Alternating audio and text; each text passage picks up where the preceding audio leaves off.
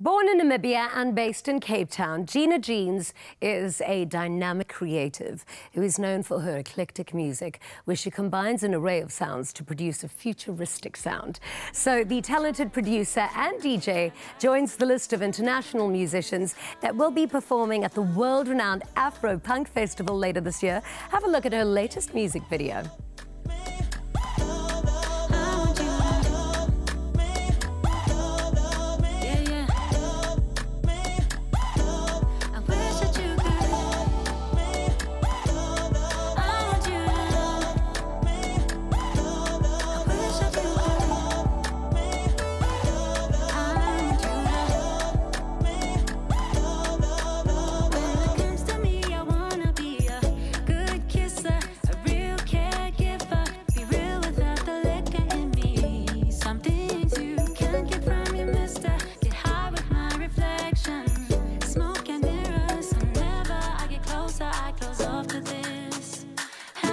To the point of getting over it.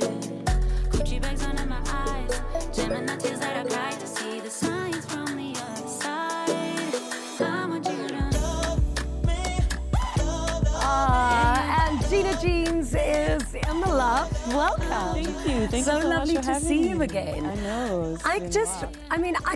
I wish I could see the look on people's faces when they book you for a gig based on what they've heard, like on radio and what they've heard online, and then they see you. They must be like, this is the luckiest day of our lives. You're so tall, and I'm just like... And so beautiful. Oh, thank you. Thank you so much. Music is literally, it flows through your blood. It's in your bones. Yeah. I can imagine this beautiful little girl at the age of 7 lifting a violin.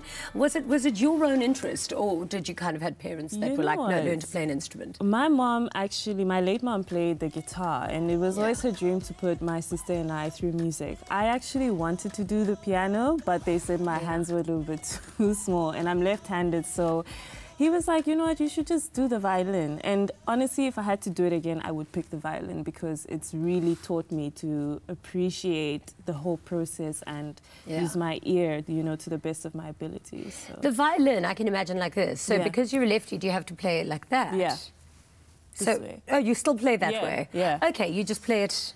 What's the difference between a right and a left, though? Well, you do have a left and right-handed, but I think because I'm left-handed, it made sense, and I could use my fingers quite, like, easily. Exactly. Yeah. That is amazing. And then where did music production come from that? So, my sister's keyboard, actually. I was feeling some type of way because I didn't end up doing the piano. And it had loops and little kits on it, and I would just mess around.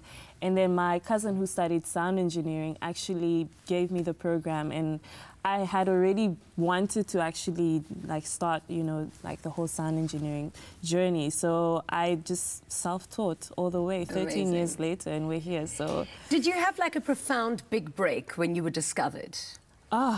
You know what? It's been a journey, and I think also coming from Namibia and how small the industry was, like when I was doing electronic music, it was very strange. It was like, what are you doing? Because I love hip-hop, electronic music. R&B, Kwaito was actually the thing, and then here came this girl doing electronic music. So I think my first radio interview and having my mother actually hear my music, because she always thought I was messing about on the computer, but I think that was like the big moment for me, because she actually... So how does it work? I want to know about your creative process. So if you're in the studio, do you already have like the song? Do you know what the song sounds like? Do you know what you want it to sound like? And then do you bring in a vocalist or a collaborator, because you've done such amazing collaborations? And then do you choose what you want to go where? Yeah, so it really depends. If I'm producing a track for someone else, we would normally have a sit-down session, which is great because you can actually get to hear the story of the person. Then I start to, you know, hear sounds. It's crazy. No, it makes sense. If it's my personal project, I kind of love to have a visual board laid out. I did study graphic design, and I'm very visually inclined. So I kind of imagine what the song would sound like based on images I've seen. So I spend a lot of time in art galleries and just observe and then have the ideas come. I'm a huge fan of electric music and of house music as well. And you know, sometimes you hear those triumphant, really deep, soulful songs. And I think I wish I knew the person who wrote this, because whatever is happening in their head and in their heart must be so beautiful. I just want to hug them. It is a personal process, you know. I mean, for some people, they tell stories through their writing. I wish I was a poet, but I realized that maybe, yes, I am a poet in my own right. Well, do you write some of the lyrics for your tracks? I assist, but I actually, even with a collaboration with Danny and Jimmy Nevis, like, they taught me the whole process, the whole what goes into songwriting. So I believe that even looking at where I'm at today, I'm still learning so much, you know. So sometimes I'll throw in a word and be like, oh, we should do this, like an ad lib like this. Yeah, well, you're a superstar. Throw in all the words. So the music video that we saw at the start of the show, that you released just 2 days ago. That's right. How do you choose the people that you collaborate with? What is your magic? What do you need for alchemy to happen in the studio? Definitely good energy. I'm very passionate about, again, people's stories, and I feel like if we can sit in studio and just have a conversation and really feed off each other's energy, I'm like down to work, you know. No egos, no big shot, nothing. It's literally just about human interaction and what we can actually get out of that. Well, you are so incredibly talented and so amazing to work with. Makes me wish that I could sing.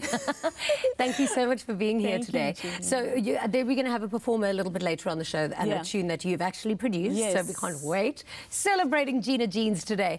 So we're going to be chatting to Loyiso, Mogale and Clyde, the dream team behind South Africa's first superhero comic book, Kwezi, after the break.